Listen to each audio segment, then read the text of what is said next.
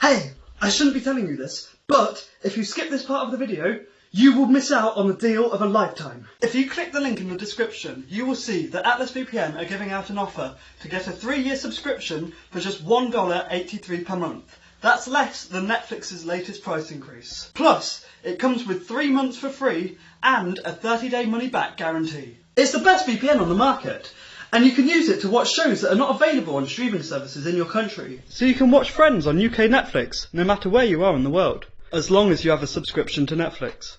You can even use it on unlimited devices, so everyone in your house can watch Friends on UK Netflix at once.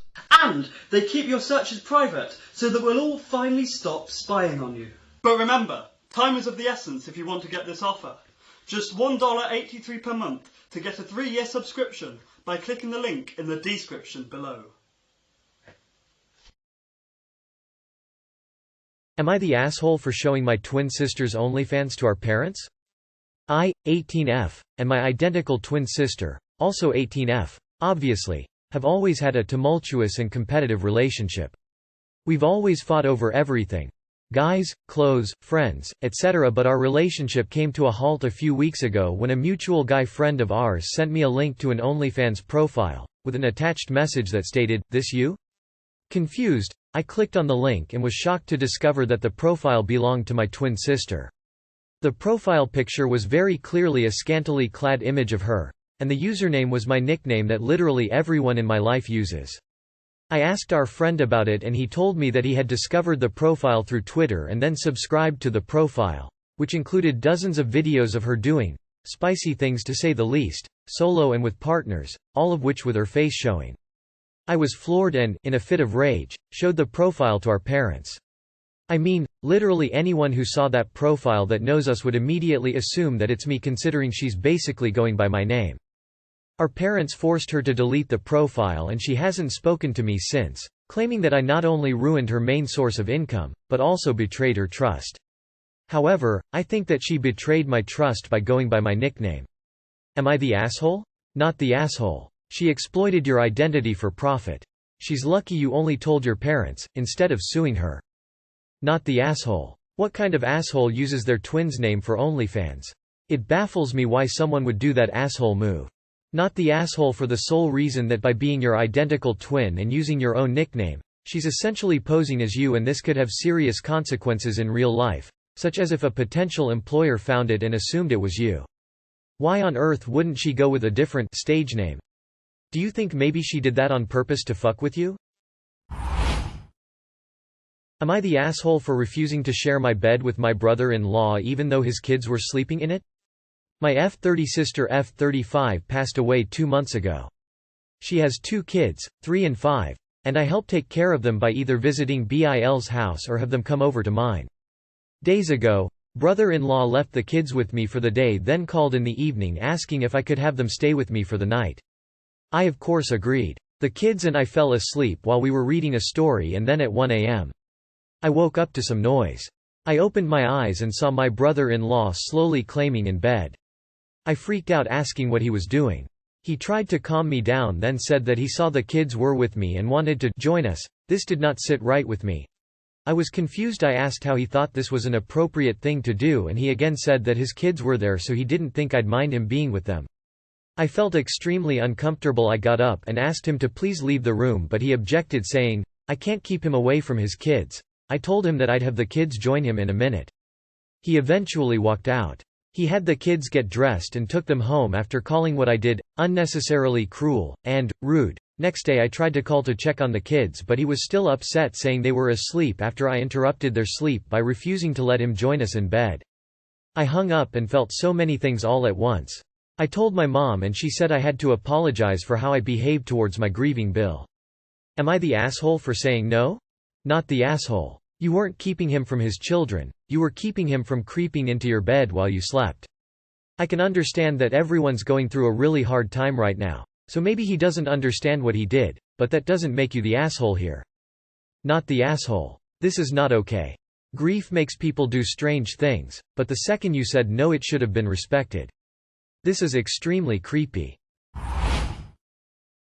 Am I the asshole for missing my grandchild's birth to attend my other daughter's wedding? I am the mother to two wonderful daughters.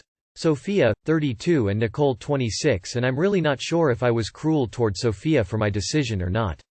Nicole got married this year and Sophia had her first child, which is my first grandchild. I've had a good relationship with both my daughters and I've always tried to make sure neither of them felt like I favored the other, but I admit there were some rough patches with Sophia. When Nicole got engaged, she asked if I would walk her down the aisle since her father has never been in her life. I asked her what about her uncles or brother and she said no, she wanted me. I was more than happy to agree and helped her plan her wedding. My daughter Sophia announced her pregnancy around the beginning of the year. The timing panned out that she would be due after Nicole's wedding, so she asked if I would be in the delivery room with her and stay with her and her husband for a few weeks after the baby was born to help out. I was very excited too, and since we already live in the same town and see each other almost daily, staying with her wouldn't have been a problem at all. Instead, Sophia went into labor almost 3 weeks early, the afternoon before Nicole's wedding. I missed Sophia's first call because I was already almost 2.5 hours away where Nicole lives and helping set things up and doing last-minute errands to help. When I called her back I found out she was in labor and she wanted me to get there as soon as possible. I told Sophia I would do the best I could and would let her know immediately when I'd be there. I explained the situation to Nicole, who understandably also wanted me to be there for her but understood that Sophia wanted me with her too. Nicole was able to move her ceremony to the morning and make it a quick 25-ish minute ceremony, and there would just be a few hours gap between the ceremony and reception. I thought this was a good compromise that would let me be there for both of my girls. I called Sophia and she wanted me to get there that night. I asked if her husband was with her and she said yes, so I asked her to please consider him as a second choice until I could get there. Sophia got upset and told me to forget about it. I got to the hospital early the next afternoon and missed the birth by a couple of hours. Sophia was so mad she didn't want me to come in when she was moved to a room. I thought that was understandable and she would talk to me soon, but it's been a couple of weeks now and I have tried to apologize to her. I've talked to my son-in-law and he said they're both mad that I chose to ditch Sophia when she needed me most for a party. So I am here asking an outsider's perspective if I was wrong to not go to the hospital right away. Am I the asshole? Edit. I did not stay for Nicole's reception. I left immediately following the ceremony. She still had to wait a few hours from the end of her wedding ceremony in the morning until her reception that afternoon. It could not be pushed back later in the day due to the reception venue having an event in the evening. Not the asshole, and I'm really surprised by the responses here. A wedding is not just a party. It's a once-in-a-lifetime event and almost by definition has parents there to celebrate, unless there's an exceptionally strained relationship. Childbirth is a medical procedure that usually only has 1-2 support people and in many families happens 2-3 or more times. It's nice, but not common or even expected, to have grandma there. And it's not like you planned to attend one over the other. The baby came 3 weeks early. Your other daughter rescheduled her wedding, in hopes of you making both work out. How anyone could assume you intended to prioritize one kid over another or that people weren't accommodating enough considering what was done here just baffles my mind. Am I the asshole for potty training my niece and nephew? I, 30s F, have one child, a 2-year-old daughter, 26 months old, and am lucky enough to be a som.